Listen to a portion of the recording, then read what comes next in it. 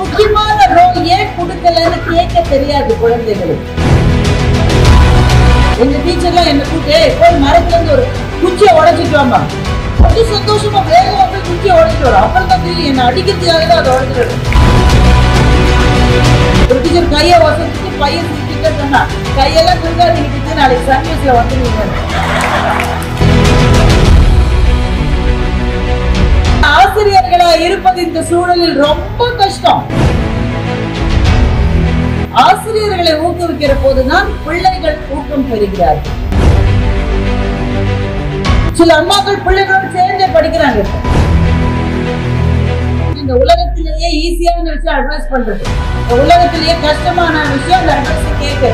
அறுவை சிகிச்சையில் கத்தை என்பது வரலாறு, ரோபோட்டிக் சர்ஜரி என்பது இன்றைய கூறு. தங்கம் புற்றுநோய் சிகிச்சை மையம் நாமக்கல் மற்றும் கான்பூர். எங்க ஸ்கூல்ல ஆனுவல் டே, அது ஒரு அரசு பள்ளி, அது எங்க தெருவே வந்திருக்கு. எங்க அம்மா அப்பா வர்றதுல ஒரு நியாயம் இருக்கு. பக்கத்து வீட்டு ஆயா, எதிர் வீட்டு நாய் எல்லாம் வந்துருச்சு ஸ்கூலுக்கு. அத்தனை வந்து உட்கார்ந்து இருக்கு. ஒவ்வொரு டான்ஸா முடிஞ்சு எல்லாரும் எங்க அம்மா கேக்குறாங்க, பாரதி எப்ப வருவா? இதுவும் அடுத்ததுல வரும், பாரதி எப்ப?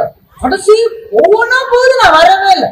கடைசி ப்ரோக்ராம் ராமாயணம், இதுல வந்துருவான்னு எங்க அம்மா சொன்னாங்க. ராமர் பிறந்தாரு, வளர்ந்தாரு, அப்புறம் விஸ்வாமித்திரர் அவரை கூட்டிட்டு போனாரு, அப்புறம் கல்யாணம் ஆச்சு, காட்டுக்கு போனாரு, ராவணனையும் ஜெயிச்சுட்டாரு. அது மட்டும் நான் வரல. இப்ப பட்டாபிஷேகமே வந்துருச்சு, அப்பதான் நான் வந்தேன். ராமரும் சீதையும் உட்கார்ந்து பட்டாபிஷேகம் நடக்கிற போது முக்கியமான ரோல் எனக்கு தான். பக்கத்துல யாரு விசிறி வீசினது? இந்த விசிறி வீசறதுக்கு தான் ப்ளூ வளையல் தான் வேணும், ரெட் வளையல். ஆனா அந்த பருவத்துல இருந்த மகிழ்ச்சி என்னன்னா, எனக்கு முக்கியமான ரோல் ஏன் கொடுக்கலன்னு கேட்க தெரியாது குழந்தைகளுக்கு. நான் அதுல இருக்கேன்ற அந்த ஒரு மகிழ்ச்சியே பிள்ளைகளுக்கு போதுமானது. டீச்சர் கூப்பிட்டு பிளாக் போர்ட தொடர்ந்து சொன்னா கூட பரம சந்தோஷமா இருக்கும். எங்க டீச்சர்லாம், இப்ப இருக்கிற டீச்சர்லாம் அதெல்லாம் பார்த்து சொல்லி பண்ணிடாதீங்க. எங்க டீச்சர்லாம் என்ன கூப்பிட்டு போய் மரத்துல இருந்து ஒரு குச்சியை உடைச்சிட்டு வாமா, அப்படி சந்தோஷமா வேகமா போய் குச்சியை உடைச்சிட்டு வரும். அப்புறம் தான் தெரியும் என்ன அடிக்கிறதுக்காக தான் அதை உடைச்சிட்டு வரும். நீங்க அதெல்லாம் நினைக்காதீங்க, கனவு கூட காணக்கூடாது. ஒரு டீச்சர் கையை வசதிச்சு பையன் சிரிச்சுக்கிட்டே சொன்னா, கையெல்லாம் தூக்காதீங்க டீச்சர், நாளைக்கு சன் நியூஸ்ல வந்துருவீங்க. அதான் நான் சொன்னேன், ஆசிரியர்களா இருப்பது இந்த சூழலில் ரொம்ப கஷ்டம். இந்த ஆசிரியர்களுக்கு அதுவும் சென்டம் வாங்க வச்சிருக்கீங்க. பயாலஜில ஒரு மிஸ் சென்டம் வாங்க வச்சிருக்கு. எப்படித்தான் செய்யறீங்களோ? எக்கனாமிக்ஸ்ல சென்டம் வாங்க வச்சிருக்கு. அடுத்த முறை ஆண்டு விழா நடக்கிற போது தமிழ் இங்கிலீஷ்ல எல்லாம் கூட சென்டம் வாங்க வச்சிருவாங்க. அல்ல, இந்த பள்ளி ஆசிரியர்களை ஏன் ஊக்குவிக்கிறது என்றால், ஆசிரியர்களை ஊக்குவிக்கிற போதுதான் பிள்ளைகள் ஊக்கம் பெறுகிறார்கள். அதை செய்கிற இந்த பள்ளிக்கு என்னுடைய மனமார்ந்த வாழ்த்துக்களும் பாராட்டுகளும். உங்களுடைய தாளாளர் பேசுற போது சொன்னாரு, ரெண்டு விஷயம் நான் இங்க கவனிச்ச விஷயத்துல தான் நான் இப்ப பேசிக்கிட்டே வரேன். ரெண்டு விஷயம் சொன்னாரு. ஒன்று, சில வீடுகள்ல ஃபீஸ் கட்ட முடியாது, கஷ்டம் இருக்கும். இன்னும் கொரோனா சமயத்துல நிறைய பார்த்திருப்பாங்க. கட்ட முடியாதுன்னாக்க கட்டிடுங்க கட்டிடுங்கன்னு சொல்லிட்டு +2 மட்டும் அந்த பிள்ளைய கொண்டு வந்து பரீட்சை எழுத வைப்போமே தவிர பள்ளியில இருந்து நிறுத்த மாட்டோம் என்று சொன்னார். மகாகவி பாரதியினுடைய கவிதை ஒன்று நினைவுக்கு வந்த, அன்ன சத்திரம் 1000 வைத்தல், ஆலயம் 10,000 நாட்டு, பின்னர் உள்ள தர்மங்கள் யாவும் பெயர் விளங்கி ஒளிர நிறுத்தல், அன்ன யாவிலும் புண்ணியம் கோடி ஆங்கோர் ஏழைக்கு எழுத்தறிவித்தல் என்று மகாகவி பாரதி. அப்போ அதுக்குன்னு எல்லா பெற்றோரும் ஃபீஸ் கட்டாம இருந்தாங்க, பள்ளியை நடத்த முடியாது. உண்மையிலேயே ஒரு வீட்டுல பிரச்சனைனாலும் அந்த பிள்ளையை விட்டுவிடக் கூடாது என்று நினைக்கிற ஒரு நிர்வாகம், ஒரு பள்ளி தாளாளர் உங்களுக்கு கிடைத்திருக்கிறார். அதனால் இங்க இருக்கிற பெற்றோர்களுக்கு என்னுடைய வாழ்த்து. அந்த பிள்ளைகளை அதற்கு பிறகு மருத்துவக் கல்லூரிக்கு கூட படிக்க வைக்க நாங்கள் உதவுகிறோம் என்று அவர் சொன்னார். அது ஒரு நல்ல முயற்சி, அதை பாராட்டுகிறேன். ரெண்டாவது ஒண்ணு கவனிச்சேன், அவங்க ஜெயஸ்ரீ மேடமும் இருக்காங்க, இருந்தாலும் இதை நான் சொல்றேன். நிறைய பள்ளிக்கு நான் போயிருக்கேன். என் வாழ்க்கையிலே முதன்முறையாக ஒரு பள்ளியினுடைய வாசலில் மது அறிந்து விட்டு வருகிறவர்கள் உள்ளே வரக்கூடாதுன்னு போர்டு வச்சு ஒரே பள்ளி. அந்த போர்டை ஏன் வச்சாங்கல்ல எனக்கு தெரியாது, நான் இந்த பகுதியில வசிக்கிற இல்லை. ஆனா என்னால புரிஞ்சுக்க முடியும் தானே, அப்படிதானேங்க? பெற்றோர்களா இருக்கிற நமக்கெல்லாம் குடல் நடுங்க நாம் எதற்கு பிரார்த்திக்கிறோம்? கொஞ்சம் சீரியஸா பேசிடலாம். நான் இவ்வளவு நேரம் தமாஷா ஜாலியா பேசிட்டோம். குடல் நடுங்க எதற்கு பிரார்த்திக்கிறோம்? ஒரு தலைமுறையில நமக்கு முன்னாடி ஒரு 5 வருஷம் முன்னாடி கூட அப்பா அம்மா எல்லாம் எப்படி இருப்பாங்க? என்னுடைய பிள்ளைகள் இப்ப காலேஜ் முடிச்சு வேலைக்கு போகிற வயசுல இருக்காங்க. ஆனா என்னுடைய பிள்ளைகள் குட்டி குட்டி பிள்ளையா இருந்த போது சில சமயம் தான் நான் ஸ்கூலுக்கு போய் அவங்களை கூட்டிட்டு வர முடியும். ஏன்னா எனக்கு ஆபீஸ்ல வேலை இருக்கும். என்னைக்காவது ஒரு நாள் நான் ஸ்கூல் வாசல்ல நிக்கிற போது பிள்ளைங்க ஓடி வரும். அது வாசல்ல நிக்கிற பெற்றோர்களுக்கு, அதை அம்மாக்களுக்கு பெரும்பாலும், அப்பாக்கள் நிறைய வர முடியாது, அம்மாக்கள் நிறைய வருவாங்க, இல்ல தாத்தா பாட்டி வருவாங்க. அவங்களுக்கு அதை விட மகிழ்ச்சி எதுவுமே இருக்காது. காலையில நல்ல 2 சடை போட்டு ரிப்பனை வச்சு இல்லாட்டா அந்த பிள்ளைக்கு நல்ல தலையை சீவி ஷர்ட் எல்லாம் போட்டு அனுப்பிச்சிருப்பீங்க. திரும்பி வரப்போது அடுக்கு பண்டாரமா வரும். பெரும்பாலும் டிஃபன் பாக்ஸ் தொலைச்சிருப்பான். அப்படித்தானே? வாட்டர் பாட்டில் தொலைக்காத பிள்ளை சரித்திரத்திலேயே கிடையாது. பென்சில் பேனா எல்லாம் அங்கங்க போட்டுட்டு வருவான். சிலதெல்லாம் புக்க ஐயே வச்சுட்டு வெளில ஓடி வந்துடும். ஆனா வெளியில ஓடி வர பிள்ளையை பார்ப்பது அவ்வளவு மகிழ்ச்சியா இருக்கும். ஒரு நாள் நான் போய் நிக்கிறேன் என் பொண்ணை கூட்டிட்டு வரதுக்காக. இன்னும் ஸ்கூல் பெல் அடிக்கல, நிறைய அம்மாக்கள் நிக்கிறாங்க. அந்த அம்மாக்கள் தினம் வர அம்மாக்கள், நான் எப்பவும் போற அம்மா. இந்த அம்மாக்கள் எல்லாம் பேசிக்குது, எல்லாம் ஒரே கிளாஸ் பிள்ளையோட அம்மா.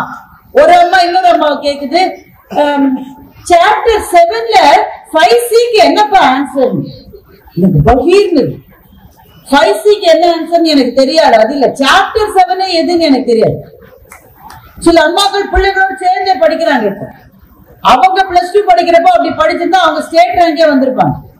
அப்பெல்லாம் படிக்கிறப்ப பிள்ளை படிக்கிறப்ப சேர்ந்து படிக்குது. ஒரு நாள் எங்க அலுவலகத்துல ஒரு அம்மா மயக்கம் போட்டு விழுந்துருச்சு. தண்ணி எல்லாம் தெளிச்சு எழுப்பினா, இன்னைக்குதான் +2ல என் பொண்ணுக்கு கெமிஸ்ட்ரி பிராக்டிகல், அவளுக்கு என்ன சால்ட் வந்ததோ இந்த அம்மா மயக்கம் போட்டு விழுந்துருச்சு. நாங்க புதுசா ஒரு வீட்டுக்கு போனோம். பக்கத்து வீட்டுல ஒரே சத்தம், என்னடா ரமேஷ் இப்படி பண்ணிட்டேடா, இவங்க தலையில கல்லு தூக்கி போட்டுட்டேடா, நான் எதிர்பார்க்கவே இல்லையடா, என்ன மார்க் இப்படி கத்துது ஒரு அம்மா. நான் கூட நினைச்சேன் +2ல கம்மியா வாங்கிட்டாரு. கடைசியில பார்த்தா தெரிஞ்சது ரமேஷ் LKGல தான் படிக்கிறான். பக்கத்து சீட்ல இருக்கிற சுரேஷோட 1 மார்க் கம்மியா வாங்கிட்டான். அதுக்கு அந்த அம்மா. இதெல்லாம் ஒரு 5 வருஷத்துக்கு முன்னாடி நான் சொல்றதெல்லாம். இப்போ பையன் மார்க் வாங்குறான், பொண்ணு மார்க் வாங்குறா, என்ன சந்தோஷம், போனஸ் மாதிரி இருக்கு. நல்ல மார்க் வாங்கினா நமக்கு குலை நடுங்க நாம் பிரார்த்தனை செய்வது நல்ல மார்க் வாங்கணும், ஃபர்ஸ்டா வரணும், ஸ்கூல் பியூப்பிள் லீடரா செலக்ட் ஆகணும். அதெல்லாம் கிடையாது. எந்த கெட்ட பழக்கமும் இல்லாம என் பிள்ளை பொழைச்சுக்கணுமேடா சாமின்ற ஒரு பிரார்த்தனை தான் இன்றைக்கு பெற்றோர்களிடம் இருக்கிறது.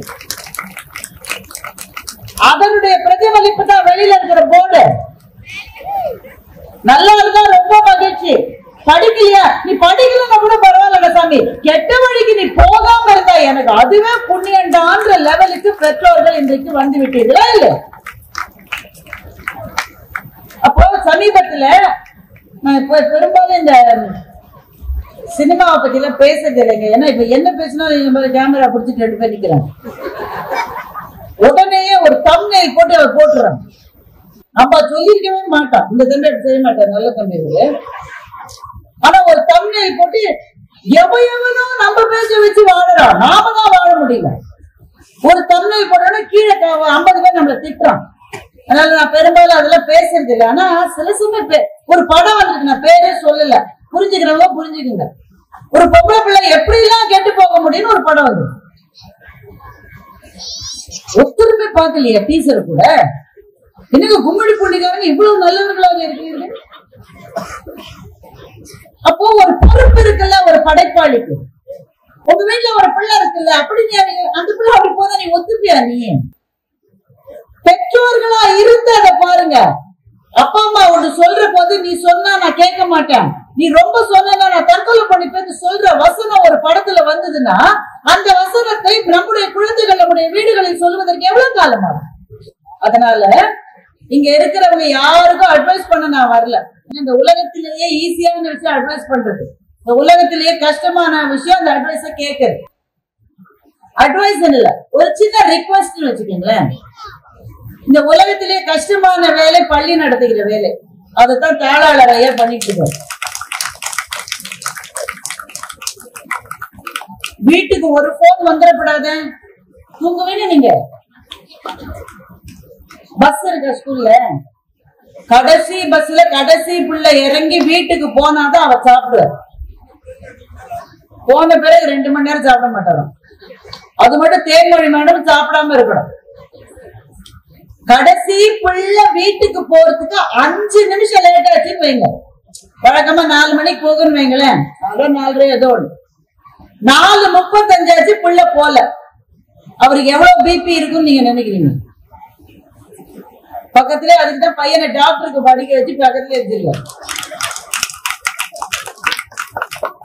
பள்ளி நடத்துவது எளிதல்ல, பொறுப்பு, அவ்வளவு பொறுப்பு.